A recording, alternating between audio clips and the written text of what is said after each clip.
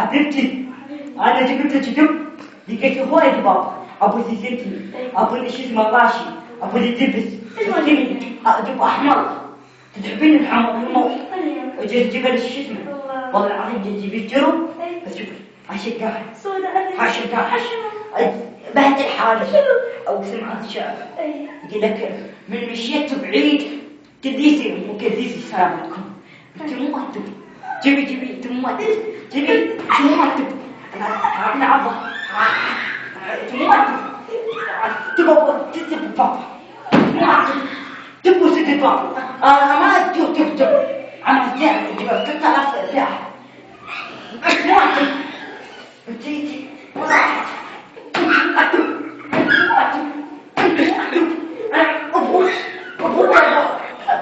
تعطيني ما تقول تدبر راح أبيع 3000 كذا زين.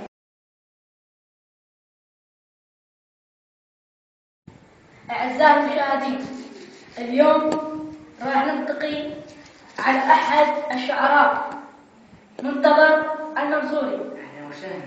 حدثنا عن شعرك اليوم. أولا السلام عليكم ورحمة الله وبركاته. اليوم ألتقي معكم بالشعر كتبت أنا بيدي، يعني شلون أقول لك أخي هو صاحب أو صالح حسين هو المنصور هو صديقي باقي الطيور مالته وزير هذا الشعر. يا صديق اسمه ما أدري نبدي استعد جاهزين؟ يقول أيام أجيك بتار وتردني كئيب وخاطري تكسر، أنا كل أمنياتي آخذ الطير القديم كان كل الطيور أفراح بس تشعر. الله الله وطيت شعر جديد عامل عندي كتبت أول خمس ما يعزف والسمت وش السمت والطعم الشديد. إذا السمت وش السمت والطعم الشديد. الله ما تذوق تبقى بيدك أسفره، ما تذوق تبقى بيدك أسفره، السمت وش السمت والطعم الشديد.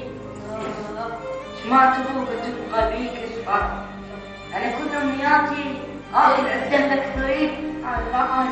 أنا كل أمنياتي آكل عده لك ثريد، بيها شوية طفشك وأخبارك وسلام.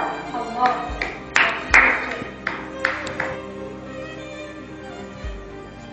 أعزائي المشاهدين، لقد انتهت حلقتنا اليوم مع الشاعر منتظر المنصوري. تصفيق